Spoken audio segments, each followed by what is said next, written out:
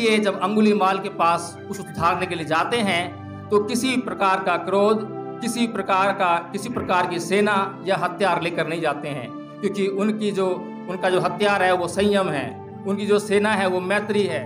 कब देशों पर कब्जा करना है, पॉपुलेशन कब्जा करना है, हमें सांप्रदायिक बनना है, हमें धर्म की स्थापना करनी है, हमें वर्ग हमारा अच्छा है, हमारे हित अच्छे हैं, हमारी बातें अच्छी हैं, इस तरह की बातों से व्यक्ति के मन की शांति पल पल मर रही है। आज यदि यूक्रेन और रूस के बीच में युद्ध हो रहा है तो वो उन दो देशों के बीच में युद्ध हो रहा है, उन देशों के नागरिकों की मानसिकता उसमें शामिल नहीं है, बल्कि उन देशों का नेतृत्व करने वाले दो लीडर्स की मानसिकता उसमें शामिल है। यदि ये दोनों देशों के लीडर्स अपनी अपनी मानसिकता पर, अपने भीतर क्या गलतियां हैं उस पर चिंतन मनन करने बैठे तो शायद ये युद्ध तुरंत रुक जाएगा, क्योंकि उनके अपने अहम।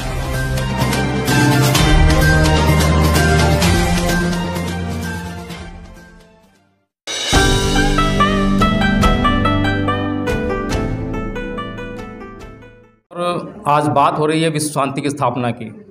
तो विश्व शांति की स्थापना में हमारे आदर्श कौन हैं, ये बहुत ही महत्वपूर्ण बात है।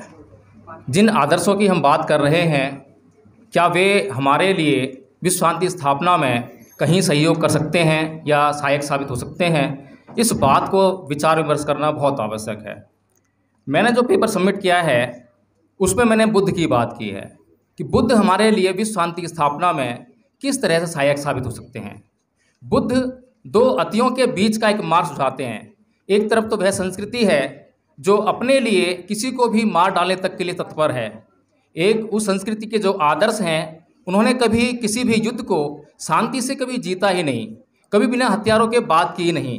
तो ऐसा संभव ही नहीं है कि हम लोग एक हाथ में हथियार रखकर हम शांति की बात कर सकें। शांति की बात करनी है तो हथियारों से रहित होना पड़ेगा। दूसरी तरफ वह संस्कृति है, वह विचार है जहाँ पर वह शांति स्थापना के लिए सेल्फ डिफेंस को भूल जाता है, जहाँ पर डिफेंस नाम की चीज़ नहीं है, जहाँ पर वह यह तक कहता है कि सेना की भी जरूरत नहीं है, हमने अपने डिफेंस में कुछ रखना ही नहीं चाहिए, जहाँ पर कि हमारे लिए सदैव घातक ही रहेगा। तो बुद्ध एक बीच का मार्ग सुझाते हैं कि किस तरह से हम लोग जो विश्व शांति की स्थापना है उसमें अपनी भूमिका अदा कर सकते हैं। तो बुद्ध ने क्या कहा है, यहाँ पर इनर पीस की बहुत बात हो रही है। इनर पीस पर बुद्ध ने कहा है कि न परेशंग विलोमानी न परेशंग कथा कतंग अतरो वे अवेख्य कतानी अकतानी च, कि दूसरे क्या कर रहे हैं, दूसरे क्या नहीं कर रहे हैं। इस बात पर विचार विमर्श करने से पहले हम ये देखें कि हम क्या कर रहे हैं, हम क्या नहीं कर रहे हैं। ये बहुत महत्वपूर्ण है, क्योंकि अक्सर हम जो भी घटना घटती है उसके लिए तुरंत दूसरों को जिम्मेदार ठहरा देते हैं, जबकि होता ये है कि सबसे पहले हर घटना के लिए हम स्वयं से जिम्मेदार होते हैं। इसके अलावा बुद्ध कहते हैं कि ना ही वेरेन वेरानी समंत आचनंग अवेरेन चे समंती ऐस्थमो सनतनो, यानी कि वैर से कभी बैर शांत नहीं होता, अवैर से ही हमेशा बैर शांत होता है। और यह बात, इस बात से कौन इनकार कर सकता है। आज तक मुझे नहीं लगता किसी भी व्यक्ति ने इस बात से, कभी बुद्ध की इस बात से इनकार किया होगा कि वैर से कभी वैर शांत नहीं होता। आग से कभी आग शांत हुई है क्या? आग हमेशा पानी डालने से शांत हुई है। इसलिए ये बहुत ज़रूरी है। बुद्ध जब अंगुलीमाल को सुधारने जाते हैं तो किसी प्रकार का अहंकार, क्रोध या कोई सेना या हथियार लेकर नहीं जाते। वह चित्त की निर्मलता में विश्वास करते हैं। आज यदि यूक्रेन और रूस के बीच में युद्ध हो रहा है तो वो उन दो देशों के बीच में युद्ध हो रहा है, उन देशों के नागरिकों की मानसिकता उसमें शामिल नहीं है, बल्कि उन देशों का नेतृत्व करने वाले दो लीडर्स की मानसिकता उसमें शामिल है। यदि ये दोनों देशों के लीडर्स अपनी अपनी मानसिकता पर, अपने भीतर क्या गलतियां हैं उस पर चिंतन मनन करने बैठे तो शायद ये युद्ध तुरंत रुक जाएगा, क्योंकि उनके अपने अहम का सवाल है, उनके अपने स्वार्थों का सवाल है। बुद्ध कहते हैं कि अकोची मंग अवधि मंग अजीनी मंग आहासी में ये चैतंग उपनहंती वीरंग तेसंग न सम्मति। उसने मुझे मारा, उसने मुझे लूटा, उसने मेरा सब कुछ छीन लिया। जो इस प्रकार की बातों को अपने मन में बनाए रखता है उसका बैर कभी शांत नहीं होता। सीधी सी बात है, जब भी किसी ने हमें गाली दी, पता नहीं कितने दिन, कितने महीने, कितने साल निकल जाते हैं उसकी आग में जलते जलते, सिर्फ उससे बैर पालते पालते। अगर बुद्ध की इस बात को हम धारण कर लें तो तत्क्षण हमारे भीतर शांति स्थापना होने लगती है। और बिना शांति के हम कुछ नहीं कर सकते। जब तक हम शांत नहीं होंगे तो हम क्या कर सकते हैं। इसलिए हमारे कार्यों में हमेशा दूसरों को क्षमा करने का भाव रहना चाहिए। जब तक हम किसी को क्षमा नहीं कर सकते तो हम शांति की स्थापना भी नहीं कर सकते। किसी ने मेरे संसाधन लूट लिए या मुझसे ज़्यादा खा लिया, मुझसे ज़्यादा संपत्ति रख ली, इन बातों से क्या होने वाला है? हमें तो भ्रातृत्व भाव का, मैत्री का भाव रखना है। किसको किस चीज़ की जरूरत है, हम तुरंत उसकी जरूरत, समस्या उत्पन्न होने से पहले ही उसके पास उसकी जरूरत का सामान लेकर अगर पहुंच जाते हैं तो वो चीज़ उत्पन्न ही नहीं होती है।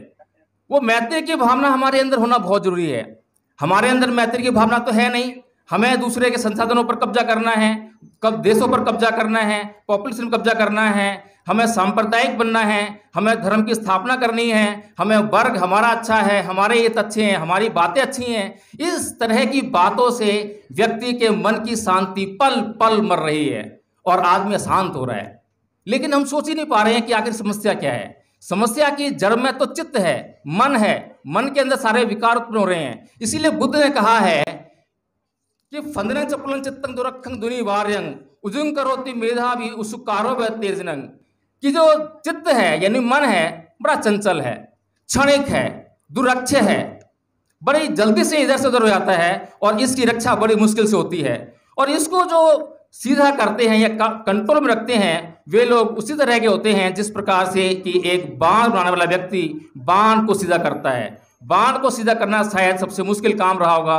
इसीलिए बुद्ध ने बाण का उदाहरण देकर यह समझाया है कि अपने चित्त में जितने विकार उत्पन्न हो रहे हैं, जो काम, क्रोध, मोह, लोभ, द्वेष, तृष्णा इत्यादि के विकार आ रहे हैं, उनको कैसे जीता जाए, उन पे कैसे संयम बरता जाए। तो बुद्ध की इतनी महत्वपूर्ण बातें हैं।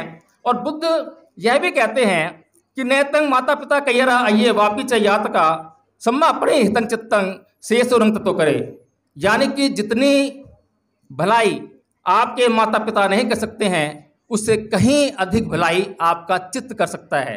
अच्छी दिशा में लगा हुआ चित्त, बुरी दिशा में लगा हुआ नहीं, गलत मार्ग पर लगा हुआ नहीं। दूसरी कथा में कहते हैं कि दिशो दिशंग यंतंग कैयरा वेरी वापन वेरी नंग मिच्छा पड़े हितंग चित्तंग पापियो नंग तत्व करे, कि गलत दिशा में लगा हुआ चित्त जितनी आपकी हानि कर सकता है उतनी हानि आपका शत्रु भी नहीं कर सकता। बुद्ध हर एक बात के लिए आपके चित्त को दोषी मानते हैं। वे चित्त में सुधार कर कर वे व्यक्ति की दशा को सुधारने का काम करते हैं। इसीलिए जब अंगुलीमाल के पास उस सुधारने के लिए जाते हैं तो किसी प्रकार का क्रोध, किसी प्रकार की सेना या हथियार लेकर नहीं जाते हैं, क्योंकि उनका जो हथियार है वो संयम है, उनकी जो सेना है वो मैत्री है। उस मैत्री और उस संयम के साथ में वो अंगुलीमाल को जीतने में कामयाब हो जाते हैं। और ऐसे ही आदर्शों पर चलकर हम लोग विश्व शांति की स्थापना कर सकते हैं। समय हो गया है, इसका आदेश मिल गया है, इसीलिए अपनी बात समाप्त करूंगा। नमो बुद्धाय। Thank you so much sir for a beautiful presentation. हम आप सब लोगों को और सुनना चाहते हैं बट समय का अभाव है, so we have to complete this session within time limit.